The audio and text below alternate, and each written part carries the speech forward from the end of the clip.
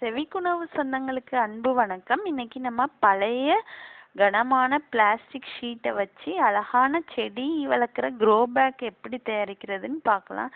இதுக்கு உங்கள் வீட்டில் இருக்க சாப்பாடு தட்டை எடுத்து அந்த பிளாஸ்டிக் ஷீட் ஓரத்தில் வச்சு ஒரு வட்டம் எடுத்துக்கோங்க. இந்த வட்டம் நம்ம க்ரோ பேக்கோட அடிபாகம், அதை தனியாக கட் பண்ணி வச்சாச்சு. அடுத்து ஒரு சணல் எடுத்து அதோட விட்டத்தை மெஷர் பண்ணிக்கோங்க. இது எவ்வளவு இருக்கோ அதை விட 3.25 மடங்கு நம்ம ஸ்கேல் எதுவும் இல்லாமல் அதே இதில் அளந்து வச்சுக்கோங்க. அதை வெட்டின பிறகு இதை அளந்து வச்சதை நீளமாகவும் 11 இன்ச் அகலமாக உள்ள ஒரு செவ்வக வடிவ ஷீட் வெட்டி எடுத்துக்கோங்க.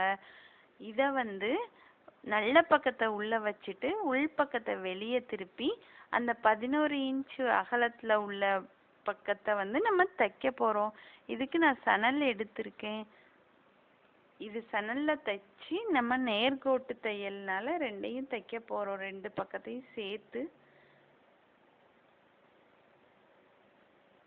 சணலில் தைக்கிறதுனால தையல் கஷ்டமாக இருக்கும், ஆனால் உறுதியாக இருக்கும் தையல். இப்போ தைச்சி முடிச்சாச்சு. நல்ல 2க்கு 3 முடிச்சா போட்டு ஓரத்தை முடிச்சு செக்யூர் பண்ணிடுங்க.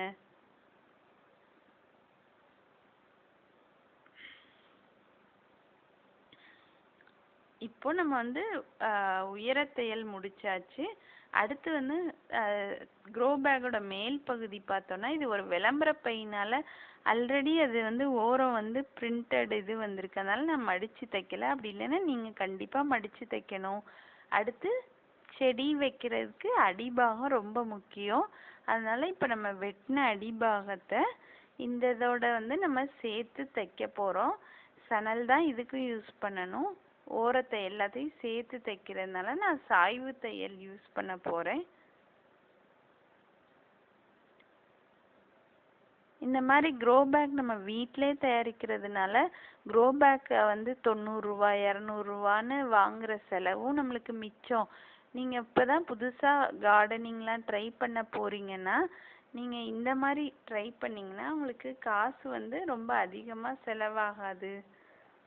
ப்ளஸ் இந்த பைகளை நம்ம நீடிச்சும் உழைக்கும். 2-3 வருஷம் இந்த பை அப்படியே தான் இருக்கும், நம்மளுக்கு நல்லா நீடிச்சு உழைக்கும்.